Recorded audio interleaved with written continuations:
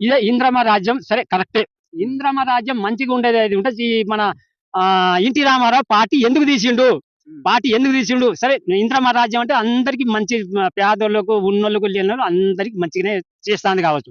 మరి NT Ramarao Telugu Desam TDP party తీసి ₹2 kilo బియ్యం ఎందుకు చేసిండు? ఇంద్రమ రాజ్యమే ఉండనుండే, మధ్యలో ఆయన పార్టీ ఎందుకు తీసిండు? ఆయన ఎందుకు తీసిండా? ఇంద్రమ రాజ్యం మంచిదేనా? మరి ఎప్పటికానుంచి ఇంతవరకు కూడా ఇంద్రమ రాజ్యం ఉండాలి కదా. ఈ దద్దమలు, ఈ కాంగ్రెస్ ప్రభుత్వం చేతగాని తనం వాళ్ళు ఎక్కడ పని చేసినా ముందు అడ్డుపడి పనిని కూడా ఆపేటోళ్ళు వీళ్ళు. మన ఇప్పుడు 8-9 సంవత్సరాలు కేసీఆర్ వచ్చిన కాడ నుంచి మాకు నీళ్లు, నిధులు, నియామకాలు అన్ని మాకు మంచి సవలత అవుతాంది.